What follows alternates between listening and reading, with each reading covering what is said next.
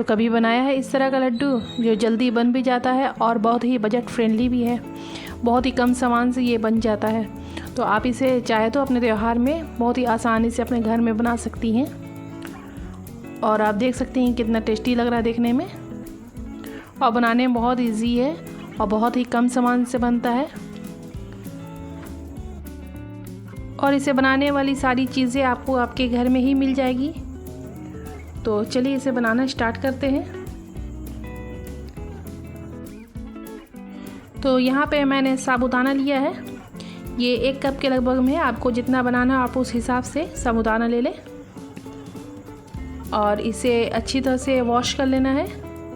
पानी से अच्छी तरह से वॉश कर ले ताकि इसके सारी गंदगी जो है निकल जाए। इसे 1 से 2 बार वॉश कर लेना है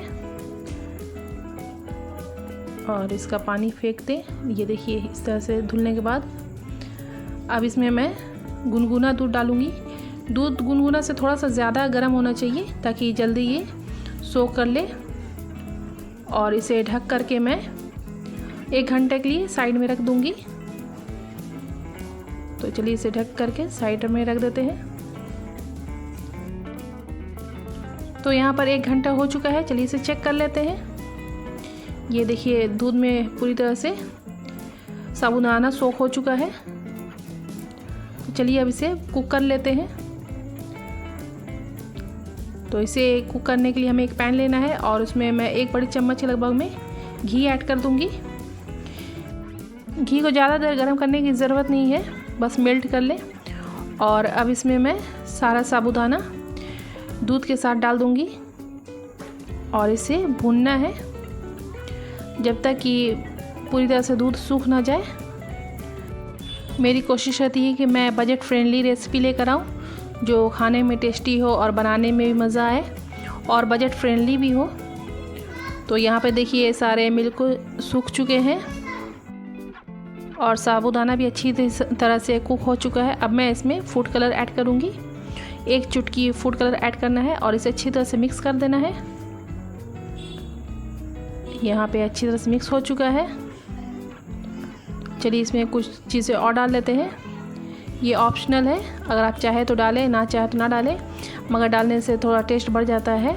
तो आपको 2 से 3 चम्मच के लगभग में मिल्क पाउडर ऐड कर देना है। ये डालेंगे तो इसमें थोड़ा रिचनेस आएगा। अब मैं इसमें चीनी ऐड करूँगी। चीनी आप अपने हिसाब से कम या ज़्यादा कर सकती हैं, जितना आपको मीठा खाना हो उस हिसाब से आप डालें। यहाँ पे मैंने 3 से 4 बड़े चम्मच के लगभग में चीनी ऐड किया है और इसे अच्छी तरह से मिक्स कर लेना है। और इसे ज़्यादा देर नहीं पकाना है, 2 से 3 मिनट ही पकाना है। तो हमारा लड्डू का मटेरियल तैयार हो चुका है बनके। अब इसे इसी तरह से छोड़ देना ठंडा होने के लिए।